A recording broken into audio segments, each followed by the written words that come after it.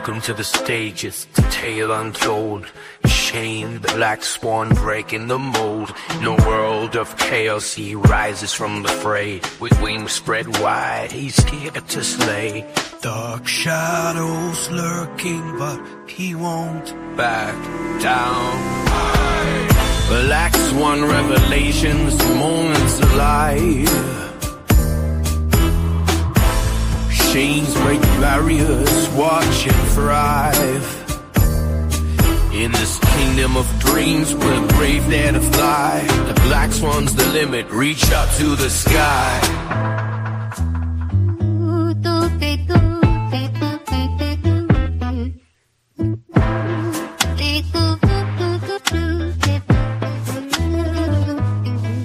For the ashes he soared, a phoenix reborn. With beats in his heart, he's ready for war. Lyrics like daggers, sharp on the tongue. In the game for the throne, where legends are hung. Echoes of truth ringing loud and clear. Black swan revelations, moments live. Chains breaking barriers, watching thrive. In this kingdom of dreams, we're the brave dare to fly. Black swan's the limit, reach up to the sky.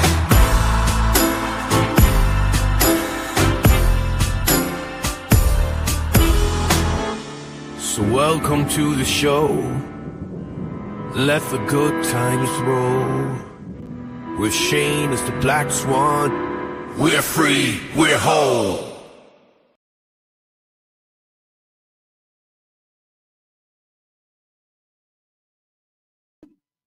All right. I have to time that just a little bit better. We were so close. We were so close on that one. So close. How's everybody doing today? How's everybody doing?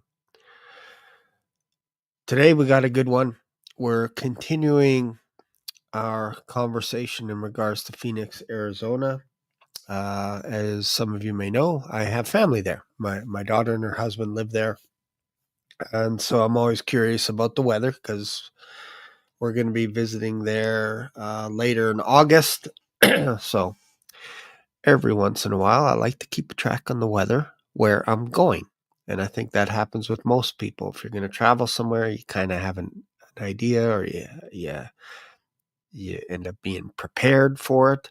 You watch the news, the weather. So that's what we did last night, is we had a look at the weather reports. And last night there was almost no hint, at least when you check the radar, there's nothing going on in regards to rain. Zilcho. But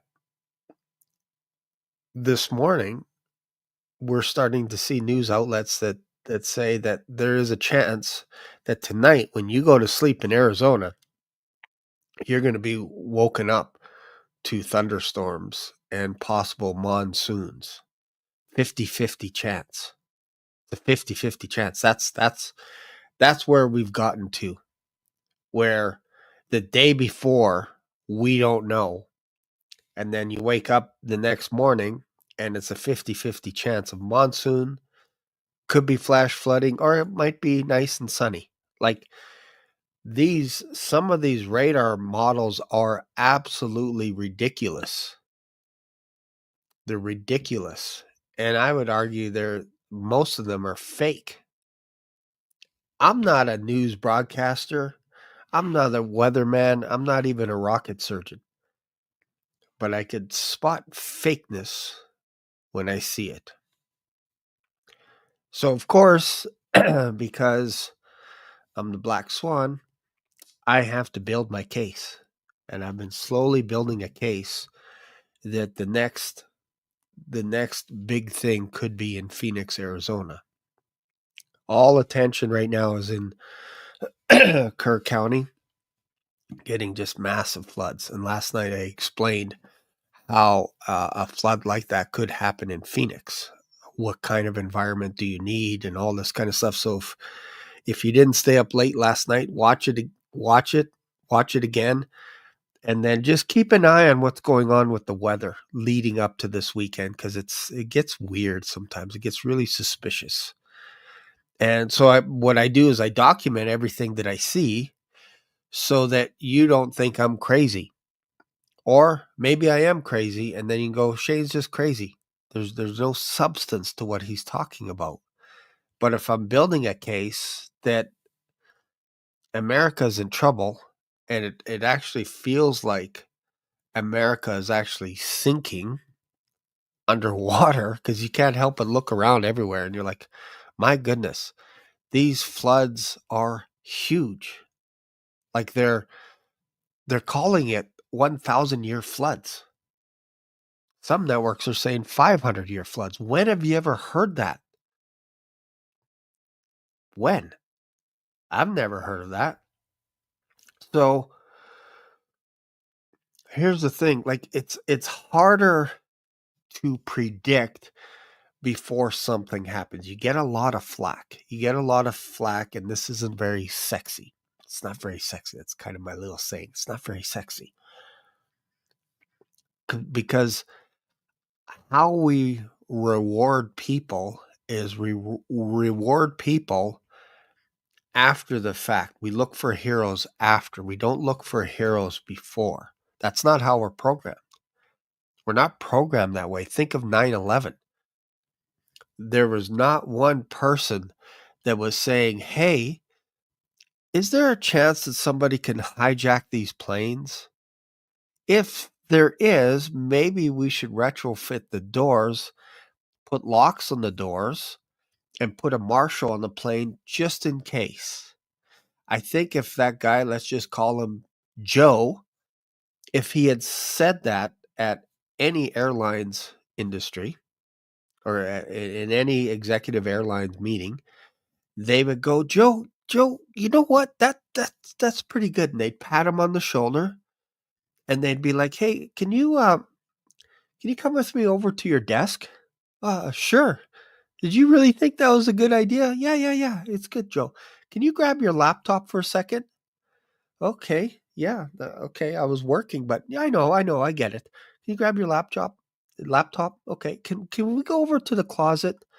Can we get your jacket? Is that okay? Because, man, I'm telling you, you're brilliant. The idea of having a marshal on September 11th, genius! You're so smart. And the idea that we could retrofit doors and put locks on them to save the pilots in case of a hijack, genius! Let's just go over to the elevator for a sec, shall we? Sure. Go over to the elevator. Oh, don't be thrown off by the color. I know it's pink. I know people call this a pink slip, but you're fired. "Huh? Why am I fired? You said it was a good idea." I know. I said in front of them that it was a good idea, but honestly, the shareholders will have my head if I start investing tens of millions of dollars to retrofit doors across every single plane in North America. Are you kidding me? That will bury us. And you want marshals? Now we got to hire marshals? Sorry, pal. Not going to happen. And in fact, we're going to give you some severance, but I think you need help. I think you're a little crazy. You're a little loco. So you're fired. What? But yeah, that's not the way it works, bro. You don't come up with these crazy conspiracies. So Joe was sitting alone in a coffee shop on September 11th at about 8:30 in the morning, and he's reading the newspaper in the classified section. He's like, man, I can't believe I got to look for a job. I thought it was a great idea to retrofit planes with doors that have locks on them. And I thought it was a great idea to put marshals on the plane, but I got fired. I'm so confused. All of a sudden, news alert, this in. The Twin Towers, the trade towers, have been hit by a plane via hijackers. And we don't know how many planes. What? Tower 1 goes down. Tower 2 goes down. Pentagon gets hit. Pennsylvania, another plane, Flight 93 goes down. Chaos. All planes must go down.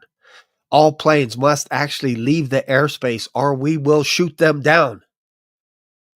I remember this because that's what was going across the ticker. All planes in the air will be shot down. And they changed it. They changed it after Flight 93 was shot down. They said, no, actually, it was hijackers that took that plane out. That's another story. All planes went here to Canada. You guys sent all your planes to Canada to land. We helped you out there. You don't think that's terrifying? Having thousands of planes that could have hijackers on them, but you didn't want them on your soil. You wanted them out. And we said, yes, we'll take them all. We'll take all the planes, land them all. Let's take care of the people on the planes. My whole point in this is, when did the heroes show up for 9/11? The heroes showed up when they went into the buildings, the firefighters, the cops, when the buildings fell on them. And then we had heroic stories. And then we started building monuments and all this. And I'm not saying that's not bad. I'm saying that's what we wait for. We wait for hero stories after the fact. We're programmed. So the guys that are predicting this stuff, they get lambasted. They get fired. They get dismissed. They get shut down. Before, if they could prevent it, they talk about it. But they get shut down because it's not sexy.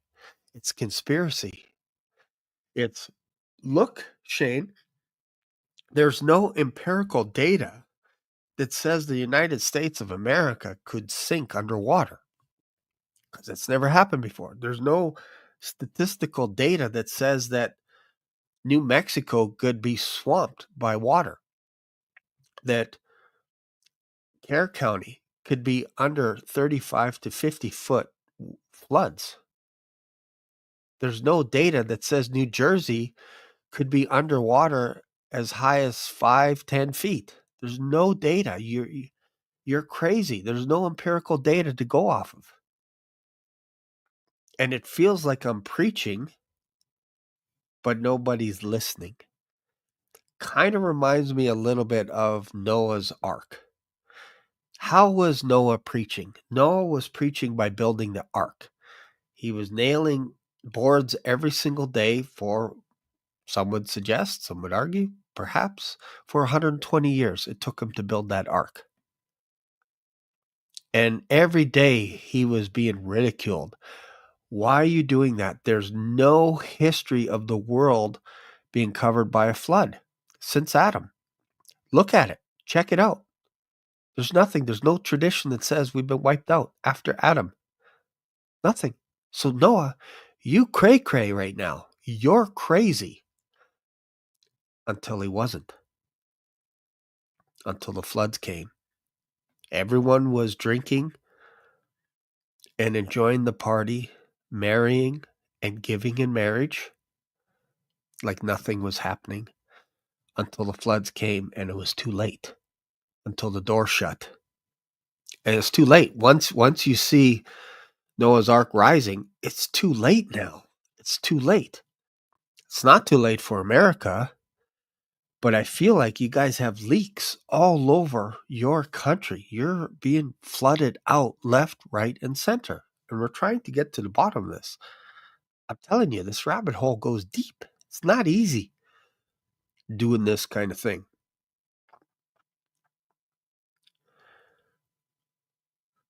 There's echoes of floods happening in the book of Revelation.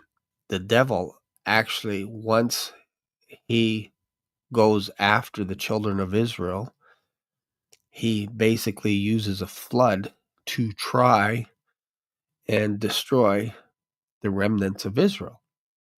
That's kind of interesting.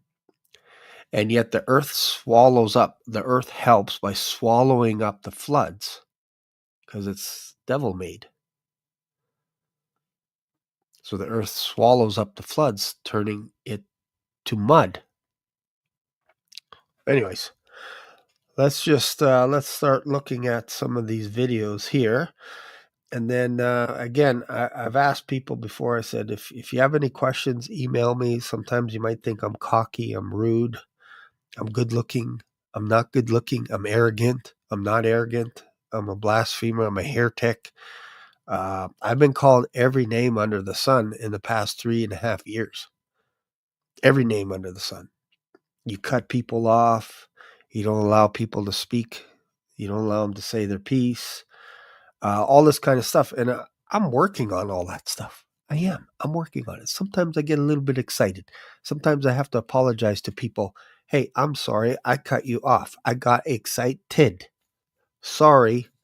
Sometimes it happens. I've been cut off. I cut off people. Trying to get better at it. Trying to get better at it. So, all right. Let's go to some footage, shall we? So this is the CEO of Rainmaker, Augustus.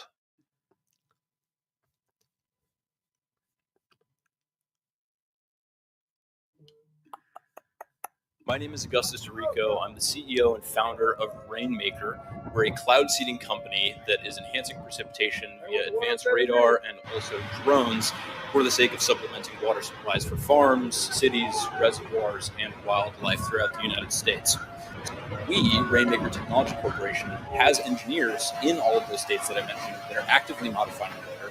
They're actively enhancing precipitation for farmers and reservoirs and cities that are undergoing drought.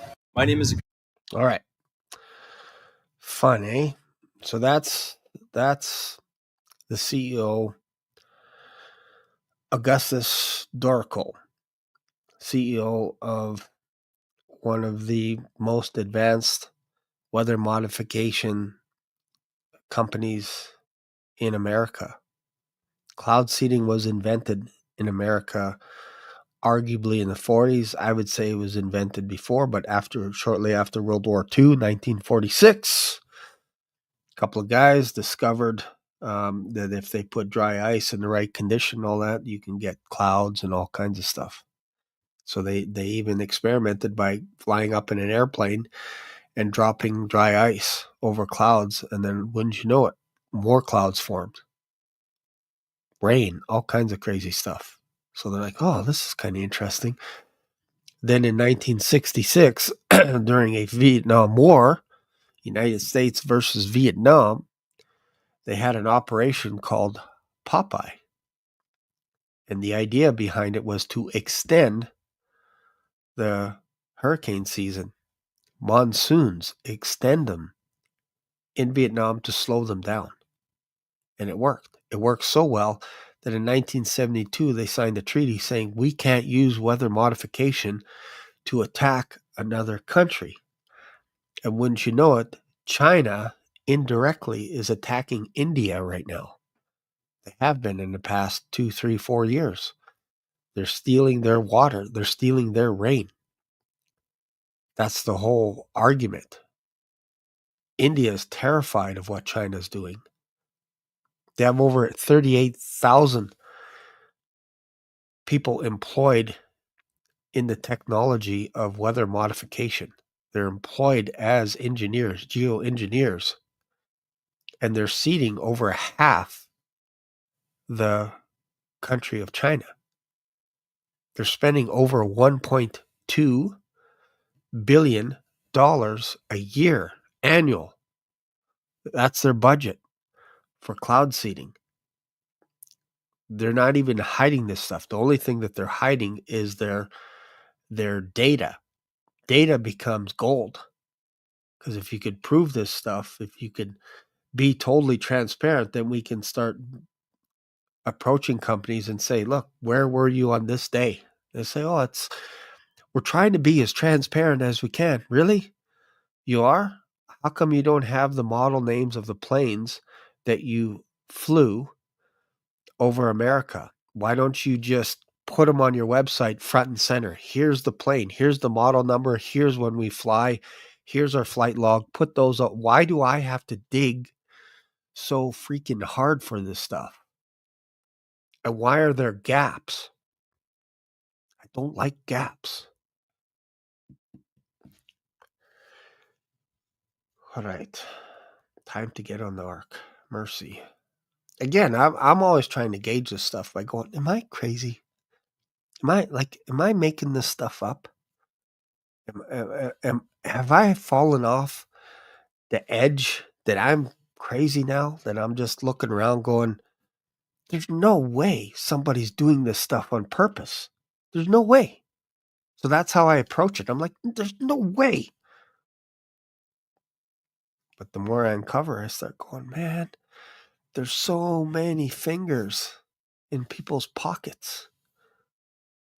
They're not even trying to hide this stuff.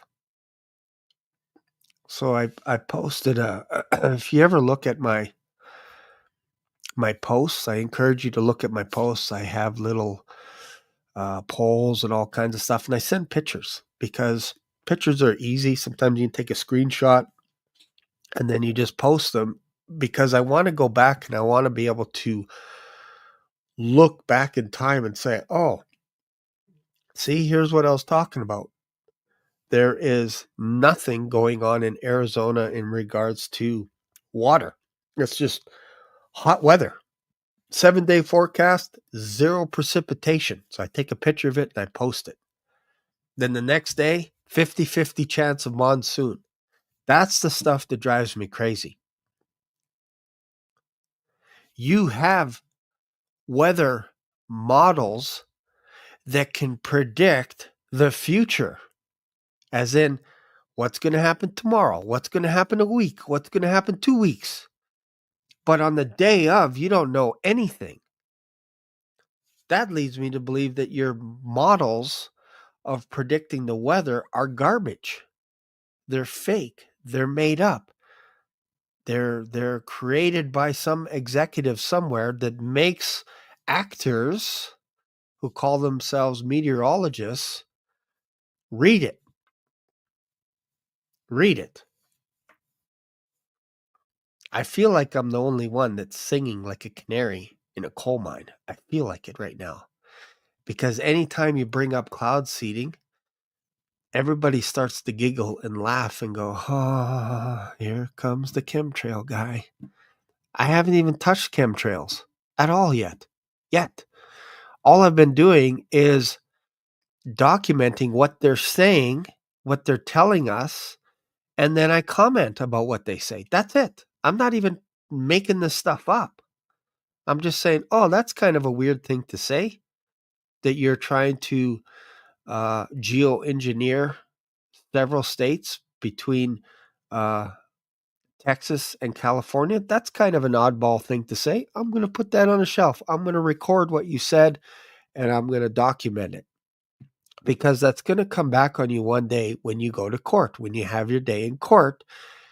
And you know who's going to be first in line to watch this is the Black Swan, because the Black Swan told you guys that this was going on, that this was man-made. This is the stuff in Kerr was horrible. And they're moving on like it's nothing. They're moving on like it's just another day, just another 127 people dead. And that bothers me. One person is too many. And they're shoving it under the carpet. And I'm not letting it go. And I'm from Canada. I'm not letting this stuff go. So I appreciate your guys' support in regards to subscribing to this channel, commenting, leaving comments, emailing, all this kind of stuff. I appreciate that. I appreciate it. All right.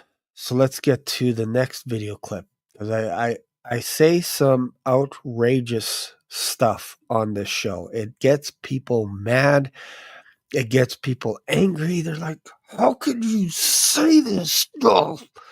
I can't stand you. And I'm like, okay, I'm okay. I'm a big boy. I don't mind getting slapped around a little bit because you think I'm a conspiracy theorist. I'm okay with that. I could take it. I've had people say, Shane, maybe bring it down a bunch because you could get into trouble. Like, what, for telling the truth? It's possible, yeah. But all I'm doing is I'm just showing you what people are saying. And if that's a crime, in Canada and America, we're in trouble, folks. We're in trouble. If you can't report truth, we're in big, big trouble. Big trouble. All right. So let's go to, I said something crazy, audacious. I said weather models are fake. They are made up to suit the higher execs. So now, Shane, you need some proof, man. You can't just throw out stuff like that. You can't. Okay, I get it. Look at this. This is a weather map a few years ago. Let's have a look at this. Look at the temperatures. 57. Let me just put myself down here. 57, Grand Canyon, 46, Flagstaff, Sedona, 57, Phoenix, 64, Kingman. Hang on here. Whoa. Gilliben, 750? What? What is going on? Well, let's just play the video. Let's just play it, Shane. Stop talking. Bring you on into the temps, and we're all doing okay. Wow, 750 degrees in Gila Bend right now. And 1,270 in Ahwatukee. Now I'm not authorized to evacuate Ahwatukee, but this temperature seems pretty high. Cave Creek is really Yeah, Cave Creek, Fountain Hills, they don't look good either. And frankly, Wickenburg is a total loss. Oh my God. You might as well just get out of anywhere along this 60 here. It's very warm. Surprise is starting to heat up as well at 1,300 degrees. So again, the safe spots seem to be Chandler and Mesa. Scottsdale is doing okay so far, but you're sort of surrounded by some pretty intense heat. So, again, I'm not your dad, but I would get out while you still can. I think steel boils at about this temperature. So Cave Creek, there's probably nothing left up there.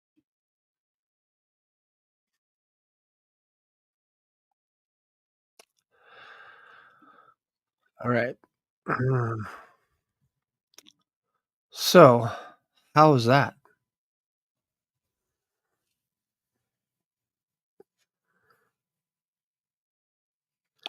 Crazy, right?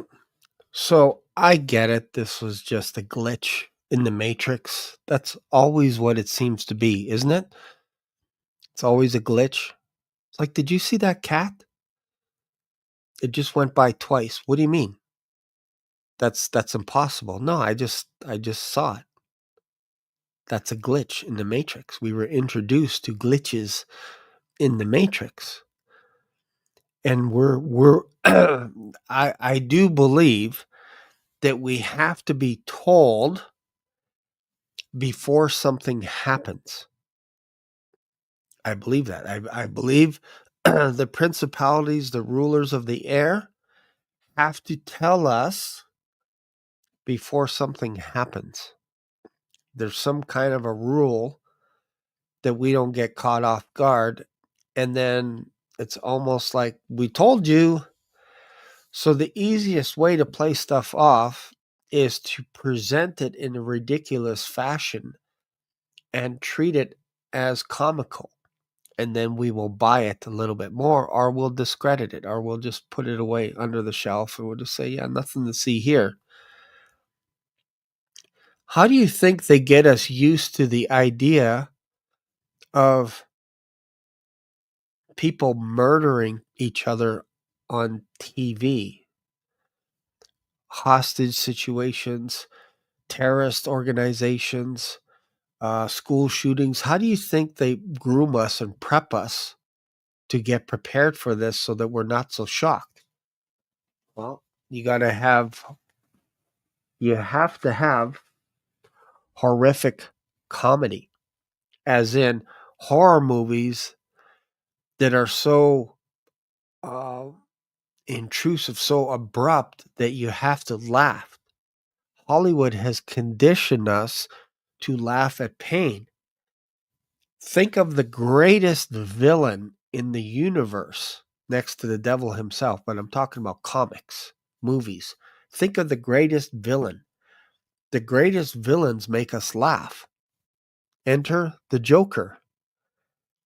I can't tell you, and I think I've been caught up in this as well. I'm like, man, the Joker is like the best bad guy that DC Comics has ever released. This guy is nuts. And whenever you see him kill someone, he laughs. And we laugh because it's shocking. And you get used to that after a while. Shock horror. You have to get conditioned to laugh at pain, at suffering. And if you get used to that for a long period of time, when they inject things like numbers, it's 127 people died. Hundreds unaccounted for. You get used to numbers after a while and you get desensitized. One is too many. Don't tell me numbers after that. One is too many. How did one die on your watch? How did one child go missing on your watch? When we have organizations that brag that they can predict weather hours, days, weeks in advance, and you can't even let a camp of children know within 24 hours, within hours, that they are in trouble. You don't even have the guts to let their family members know. It's horrible. It's horrible. Nobody let Camp Mystic know what was going on July 3rd, what was about to unfold. They say we can't predict it. This is natural, but now they're saying it's a 1,000-year flood. But the day before, they're like, nothing to see here. This is just going to kind of blow through. Nothing to see here from cloud seeding. They weren't over Kerr County, specifically Rainmaker. Nothing to see here. 100 miles. They say it was over 100 miles away instead of saying it was only 100 miles away. That's what we should be saying. It was only. All right, so let's go. We can go watch more stuff about news, about the weather changing overnight and all this kind of stuff, but I thought it would be cool to have a look at, I actually found Rainmaker's plane over the area that he said he was flying. I found the plane that he used for seeding on July 2nd, and I also found his flight path. So we're going to talk about it. So I'm going to show it to you. Right here. So this here is July 2nd. This is the flight path. This is the plane N88801 aircraft seating. Let's see here. This is just north of Antonio. You can see Comfort to the left and Kerrville. So he was seating there, no problem, right? So let me just let me watch this thing not work now. Let's see if we can get this. Aviation data. I think this is what I want. Dun, dun, dun. Let me go back. It's working so good just before this. All right. Let's see here. There it is. I think this is it right here. Yeah, there it is. There it is. Good. Okay.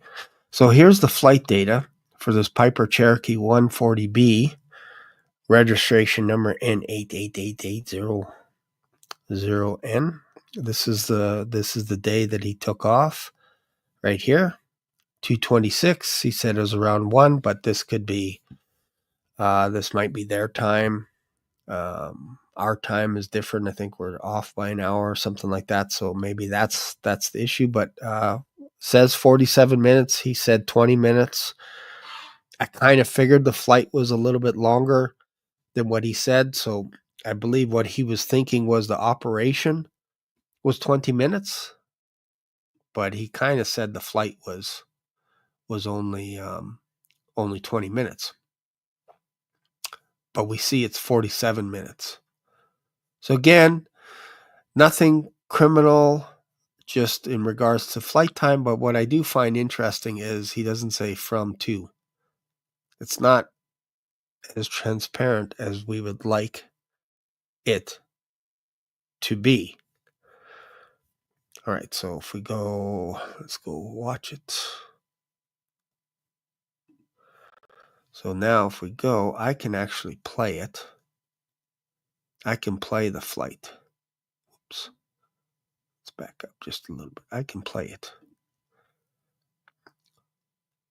So here, this is almost when he turned his transponder on to record the data of seating. Again, it's exactly what he said. We were seating. Nothing to see here.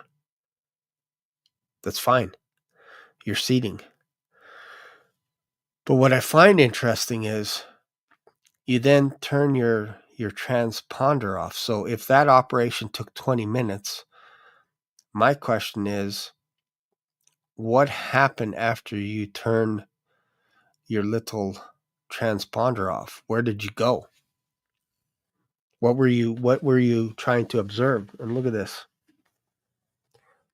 Notice after they were seating, they went somewhere. And let me see if I could zoom out a little bit.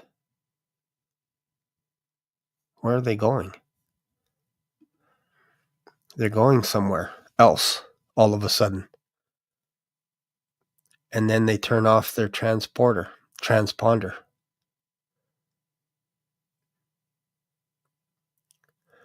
I find it interesting that they're headed to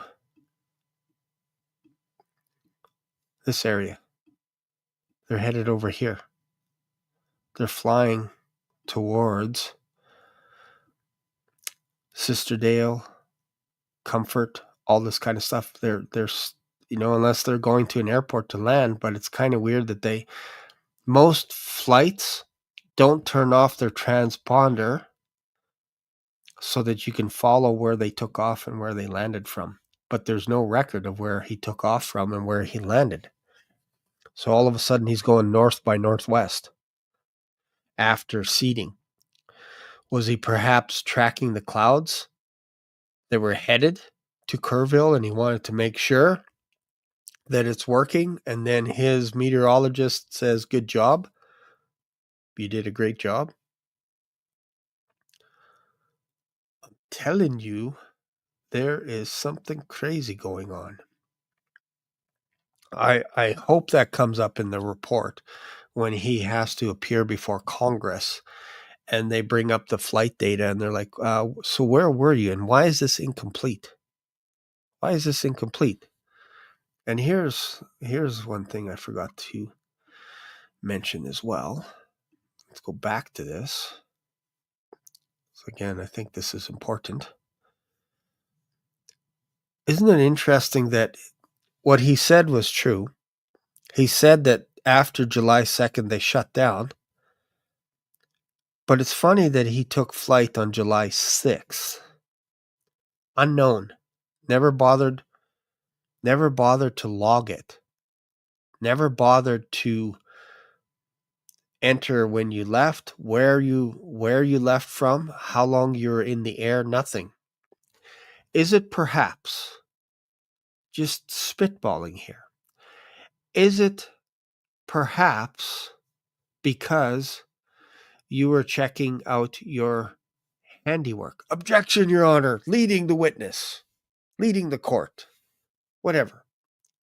I'm just asking the question. I'll sit down. Is it possible? Let me rephrase it. How do you know that you have completed your mission successfully? How do you know you failed your mission? Do you know? Yes, I do. How do I know? Well, our meteorologist looks at the clouds and sees the precipitation on his radar that is only unique to us and tells me that we are successful. How long does that take? Well, sometimes it could take 20 minutes, depending if the silver particles activate in the cloud, or if it takes time, it could drift for hundreds of miles inside the clouds, and we may not know right away. We could know within a couple of hours. So you hung around for 2 hours plus after but you said the operation only took 20 minutes. Yeah, but what we do is we fly around to make sure that it works. For how long? As long as it takes. It could take us hours because we love flying over the clouds and watching it rain. Any chance you flew over Kerr County to observe what was going on? Objection, Your Honor. You can't say that. Don't answer that question. Don't answer it. Sometimes I think I should have been a lawyer on TV or in a movie. I love The Firm. The Firm was a great movie. You can't handle the truth. So much, man. So much. When you watch the news now, in hindsight, which proves my point, this event is a black swan that happened over Kerr County, what you get is people will tie in cloud seeding and they'll say, those conspiracy people, those cloud seeders and chemtrail people, they lump us into one group. And I'll be honest, I haven't studied anything on chemtrails. I don't even need to do that yet. There's so much overwhelming evidence that weather modification is a thing in the United States of America. It's staggering. I don't even need to go into any other rabbit holes. I was about to enter into this rabbit hole, and before I could even pull the lid, everybody's singing like canaries. They're telling you who's involved. Would you be shocked to know that Peter Thiel helped funded by donating $100,000 to Rainmaker? I say donating, invested into Rainmaker technology. Would it shock you that Atmo did a deal yesterday with Rainmaker? What's the day? 15th? 16th? Yeah, yesterday. Atmo is like the world's leading AI technology when it comes to weather radar, building drones, all kinds of stuff. They're like second to none. So their information that they get from all their data, they can actually insert it into the drones that Augustus has. As far as I know, he has 3 drones. He probably has tons of them, but for sure 3. And for sure he has one drone that weighs 55 pounds and it's designed to cut through the clouds. It's designed to go onto the edge of hurricanes. This is the thing. Weather modification organizations actually love to hang out around hurricanes, especially on the bands, on the other outer regions of hurricanes. That's where they like to hang out. They like to fly around there. Why? Because hurricanes bring more precipitation, specifically off the Pacific and off the Gulf. That's what they do. This is all, if you want to use scientific data, this is all documented. This is how it works. Tropical rainstorm moves in, you start seeding after it, and you start filling all the aquifers. Why? Because they're sucking in the moisture from the Gulf. And there's no one tracking these planes over the Gulf when they're creating hurricanes and all kinds of bad weather conditions. There's nobody tracking them.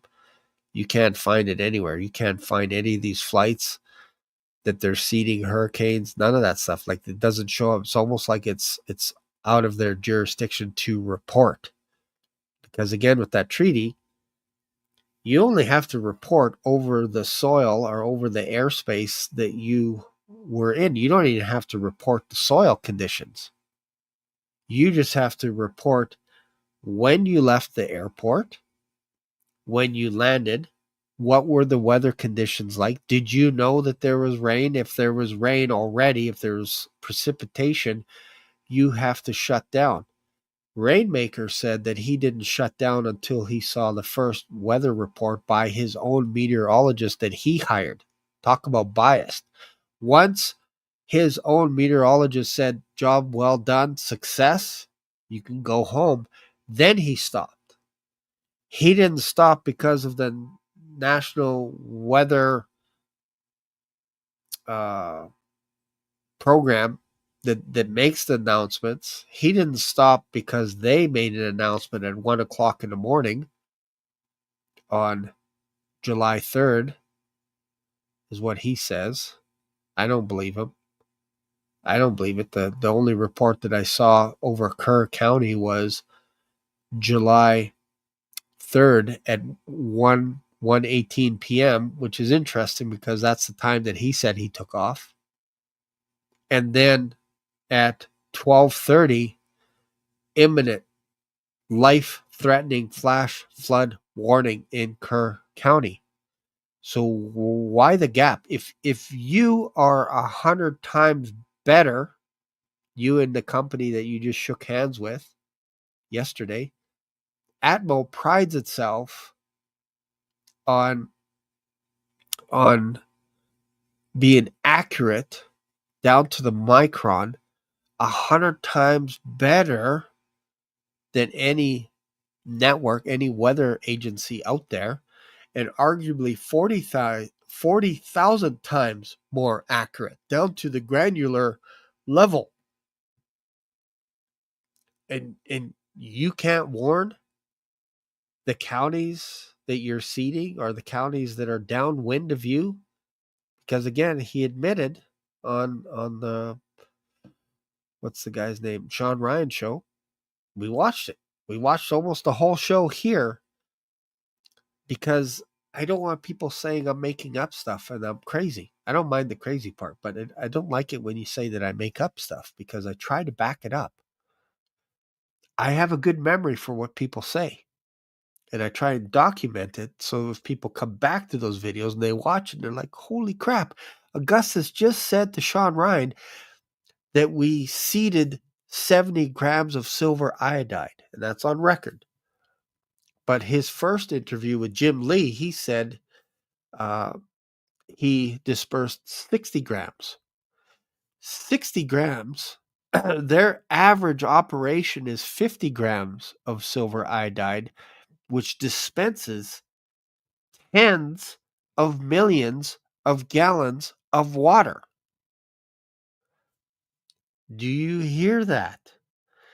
Tens of millions of gallons of water with 50 grams. With drones, he uses 3 drones, almost like for basically how it works is one drone will go up, and then when that one goes down, another one goes up. Then that one goes down, the third one goes up, and they keep cycling. They keep cycling. For how long? As long as it takes to complete the mission, because that's how he wants to get paid. Because I can't wait for the day. This is from Augustus. I can't wait for the day that I get paid for success, meaning you just let it rain for one liter of water. I want to get paid for that liter of water. I made it rain tens of millions of gallons. I want to get paid now. Here's the proof. The whole reason for having weather modification organizations in America is the fact that you could prove it. Otherwise, why pay them? Otherwise, if they don't do anything and they don't know, and they're like just guessing, then you the taxpayer are funding these organizations, and they're telling you it doesn't work. Okay, then cut the funding. Oh, no, whoa. Too many droughts, man. This could literally wipe out all of California. These are the things that these people are saying. They're saying, look, we're so accurate. Our drone technology, we got the best radar capability. We could predict things on a granular level. We're way better than all these news networks. Okay, well, why didn't you predict a 30-foot flood in Kerr County within 100 miles of where you're working? You didn't see that coming? You can't do that now. You can't use that as your excuse because it's all over your website as to how good you guys are. Why? So you can get funding by people like Peter Thiel and Jeff Bezos. What? Jeff Bezos? Shane, that's not true. It is true. Augustus said that's how they get a lot of their silver iodide as well, is from Amazon. They ship them in packages. They ship drone parts to Augustus and his company, Rainmaker. So Jeff Bezos has no problem with cloud seeding technology. He's probably investing secretly. There's so many organizations that are secretly investing in Rainmaker to use it against you in America. And then when it floods, they say that wasn't us. Just because we're called Rainmaker, just because we're known as weather modification organizations, geoengineering, don't let them tell you it's not geoengineering. They're lying to you. They want you to go down the chemtrail path. They say, that's not what we do. We're not putting aerosols into the atmosphere. No? Well, your friend HAARP is. Last year, I took pictures. They're still up in my posts. So if you scroll through all my posts to last May, I was taking the most beautiful pictures of the Aurora Borealis in Sundre, Alberta. Just coming over the sky. I was like, I don't even need a filter on my camera. This is so amazing. It's unbelievable. Wouldn't you know that same time HAARP was conducting experiments with chemicals, spraying chemicals into the atmosphere that were manipulating the Aurora Borealis. This is them saying it. It's not me saying it. It's HAARP saying it, that this is what they did. They're playing with stuff that they shouldn't be playing with. They're playing God. And it's going to bite us in the derriere one day.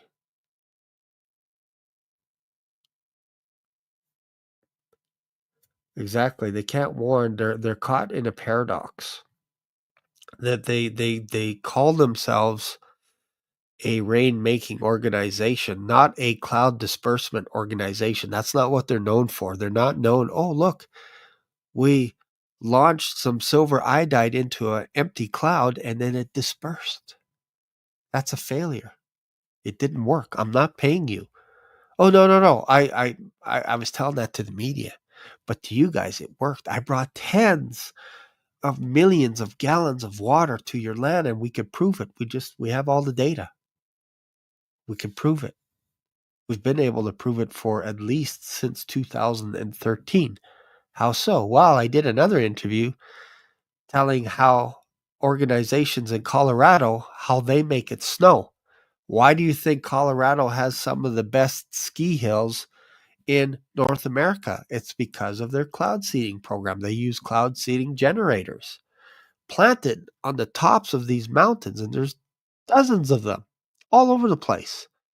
And they shoot these aerosol laced with silver iodide and salt crystal, all this other stuff into the clouds, and because it's cool enough, it snows, and you're going to have some of the most pristine skiing conditions known to mankind, and they're proud of it.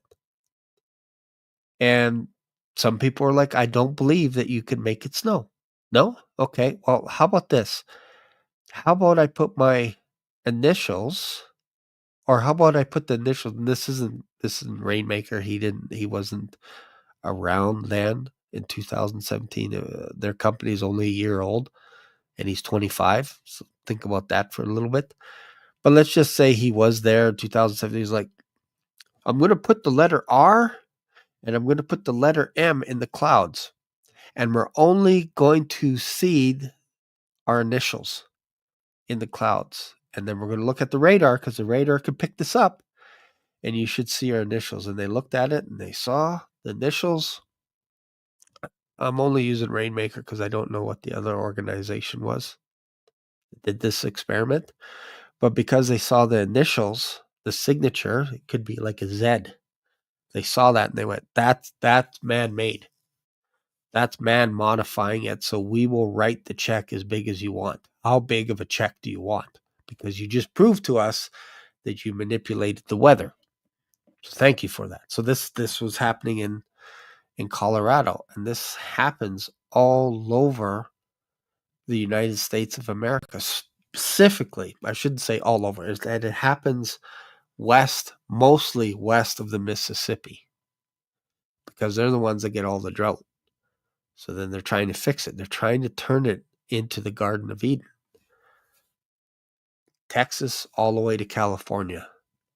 They want to terraform the whole place into a tropical, luscious, green region. Why?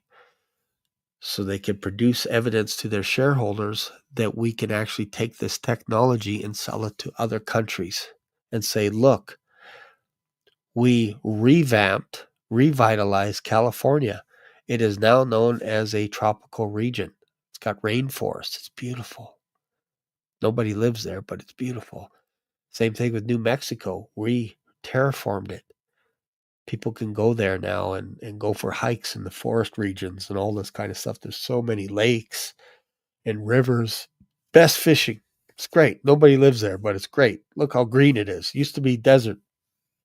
California, desert. Texas, man, they used to get so many hot spells, but no, it's gone. It's all tropical. It's all like the Garden of Eden.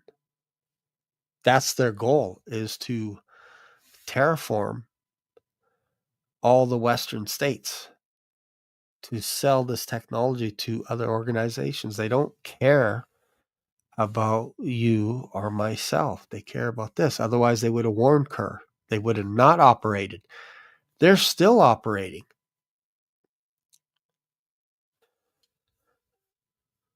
Look at this here. Let's go back to this little flight tracker thing.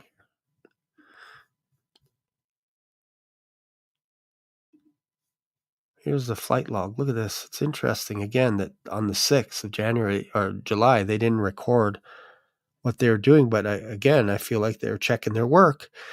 And wouldn't you know it, they went back to seeding again. July 9th, July 10th, July 12th, July 14th, July 15th. Kerr got smoked again, 30-foot floods. Again, these guys are not stopping. I thought you were supposed to stop once you knew that there was rain, precipitation, but you're not stopping anytime soon. And I'm trying to keep an eye over Phoenix, because you also mentioned that you have contracts in Phoenix, people that will use your technology. If they don't use Rainmaker, they will use someone else in Phoenix. And they're telling us in the news what's going on. I explained it last night. I said, if you guys have fires in the Grand Canyons and all these other areas and they're moving people out and they're using aerosol fighters, have you ever heard of that before? Like, they're making up terms that nobody's heard of. Normally you use axes, ladders, fire trucks, all this kind of stuff, but they're actually calling them almost like aerosol crews, meaning they're going to remote places that nobody can get to condition the soil to repel water. Why would they repel water? Because they're going to terraform Arizona one day. And I know this sounds conspiracy. I even think it sounds conspiracy. But if you think about it, when you have a forest fire and the ash is layered all over the ground and it rains, you're actually building a vapor barrier, meaning that water can't go through. It has to go somewhere else but that area. And if it's warm enough, obviously it'll evaporate. But if the soil is full of water and you have a foot or inches of ash and it gets water, it's going to seal it up. And then that water has to go somewhere else. This is why you get these. This is why you will be getting a monsoon or a flash flood. And you're going to be like, I don't understand why they didn't warn us and all this. Well, they're prepping the soil right now with all these major floods. Like fires. You guys have never had fires like this in your history. You've had little pockets here and there, but you guys are having the most devastating fires on record. So if you can create enough fires on purpose, create the conditions so that it would light up like this, now you're preparing the soil so that when you bring in a cloud seeding organization that makes it rain, now you can do some damage. Now you can terraform the whole place. And then you can say this is just natural. This is natural. You might even call in the cloud seeding company because you're like, there's so many forest fires. There's so many fires all over the place. Could you come and help? Yeah, I think so. I think there's some rain clouds coming in. Yeah, we can help. But that is almost the worst time to have a monsoon or a rainstorm or a tropical rainstorm is after a fire. People might say, oh, this is better for the environment. I'm saying, no, it is not better for the environment to have a tropical storm move in right after a fire. Why? Again, because the soil is sealed. So that water has to go somewhere. And if you're in a valley and you have fires on top, like a canyon, on the top of the canyon, and you cloud seed on either side of the canyon, that water has nowhere else to go. It's not going to go into the soil. It's not going to go into the ash. It's going to dump into the canyon. It's going to go everywhere else. And if you have a home in Arizona and you're near a river and you know there's fires nearby, and then you see these clouds forming all of a sudden, you're like, oh, that's kind of weird. That must be good news because these clouds are moving in and they're going to put out the fire. No, they're going to seal the fate of that area because now the water has nowhere else to go. And this is what's happening in Kirk County. There's nowhere for that water to go. The soil is saturated. It's full. The dikes are full. The aquifers are full. The rivers are full. The man-made lakes are full. The river's full. So if you add, because it sure looks like Rainmaker's at it again, if you add 1 millimeter of rain, that's too much for that area. They don't need any more rain. Zero. Ask anybody in those counties surrounding that area, do we need more rain? Should we hire a cloud seeding organization to help us out? Say, you're crazy, man. Stop seeding. We got too much trauma going on here. We can't even find the people that we lost because there's another flood. And this is only the start. June 1st was the start of hurricane season. And it's going all the way to November. And you guys are getting hammered with flood after flood. And nobody's asking these questions like, what are we doing? Why are we seeding? Can't we just maybe hold off just for a little bit? We're not saying it's illegal, but can we just hold off for a bit till we can find our people and figure this out and have proper funerals and burials instead of getting hammered again and again and again? It's like there's a hidden agenda to terraform the whole place so that you get pushed out. And you don't even know why. There's no answers.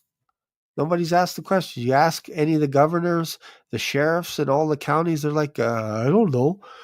We're still investigating everything. I don't appreciate your tone. This is all new. This has never happened before. This is what we call a 1,000-year flood.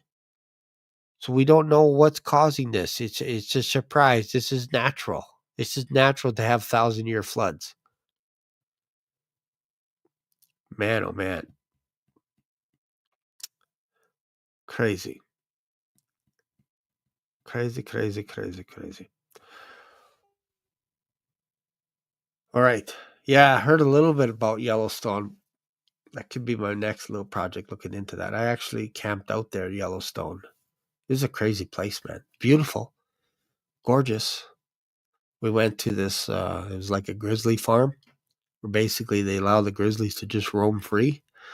And obviously they have fencing and stuff, but you can actually, with a guide, you can actually, or you actually your own vehicle. We drove through there with our minivan, and you can actually watch them feeding the bears and all kinds of stuff. And you're not allowed to feed them, but they roam everywhere. Buffalo, all bison, all kinds of animals are there, and you can drive through and camp. You can camp right next to a buffalo. I almost saw a buffalo mow down a guy beside me. We were in a tent. We came out, we're camping, we're making food. And then I see this guy looking at a buffalo that was the size of his car. And the buffalo was standing there looking at him. And all of a sudden the buffalo went like this right towards him. And it hit one of those guy lines for a power pole. And it was just enough to hit his horn. And it distracted the buffalo, and then it went back to eating again. I was shocked at how fast buffaloes could move. It was like a cat. And they're like 2,000 pounds. This guy would have been mauled to death. That car would have been flipped over. He was outside the car looking at it, trying to take pictures or something. And then all of a sudden, the buffalo raised its head up, looked at him, and then went to go and bumped, like I said, bumped its horn enough not to stop it, but to distract it.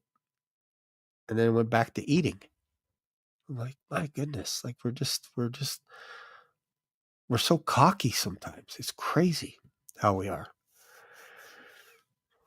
All right, so let's look into what else do we got here. Not going to go too much longer. Let's see here. Let me see if I can find. I think these guys are kind of interesting here. So this is a video. This is a documentary. When was it done? It's by Vice News. Can the government control the weather? With Shane Smith. Shane Smith has questions.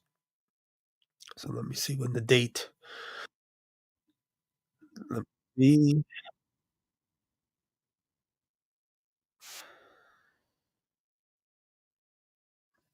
All right, so let's see here. This was 6 months ago. 6 months ago. All right, so let's go here. Let's just watch a little bit. I think this will give you context here. I'm going to jump around a little bit, but I think this will be important for you guys to get a little bit of a grasp as to what I am throwing down.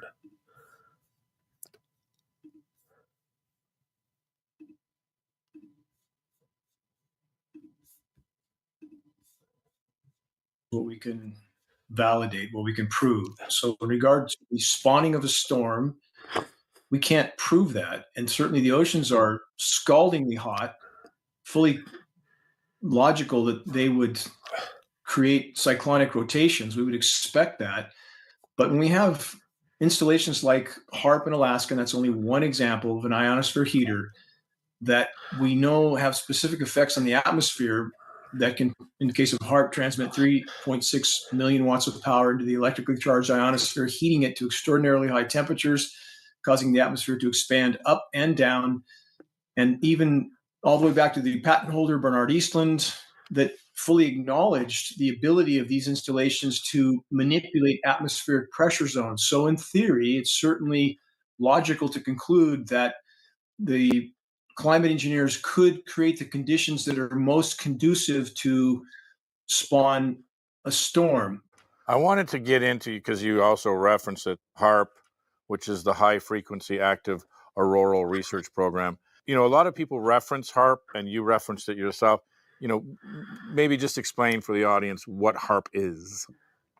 Yeah, I hope the audience takes the time to look this up, because this is, even the images of this facility, which we're told is a benign research facility, and we would argue it's anything but benign. We would argue HAARP is a very covert weapon of mass destruction.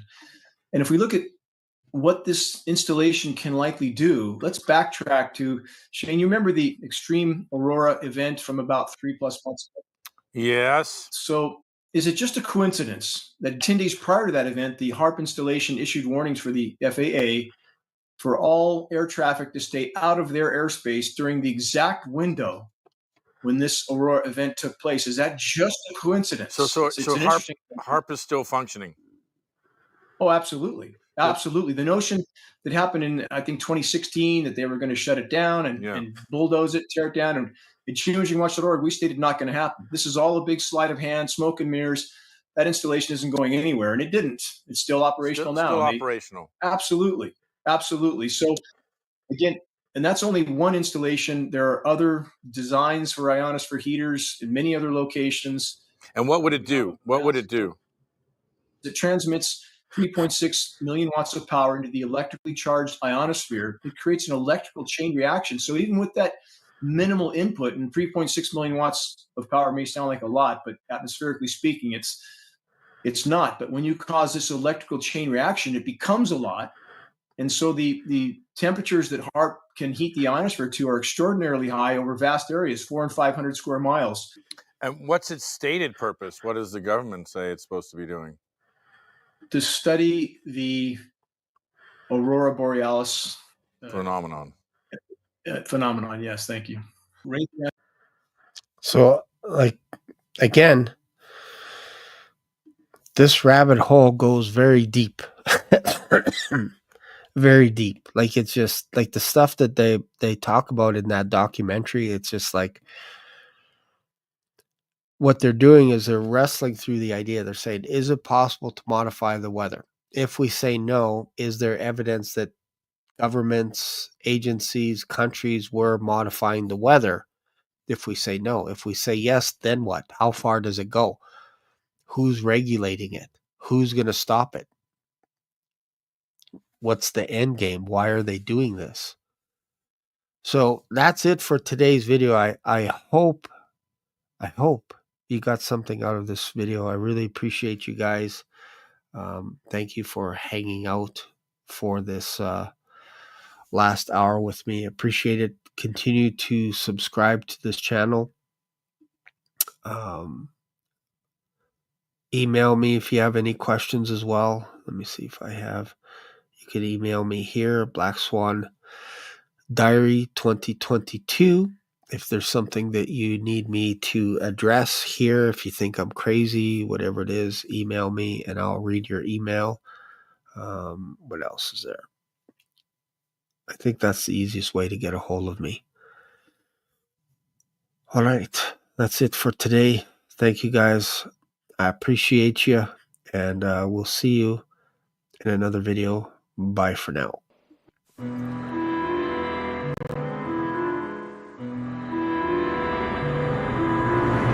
Welcome to the stage, it's the tale untold. Shane, the black swan breaking the mold. In a world of chaos, he rises from the fray. With wings spread wide, he's here to slay. Dark shadows lurking, but he won't back down.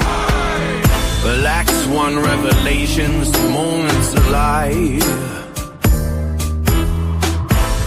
Chains break barriers, watch him thrive. In this kingdom of dreams, we're brave, dare to fly. The black swan's the limit, reach up to the sky.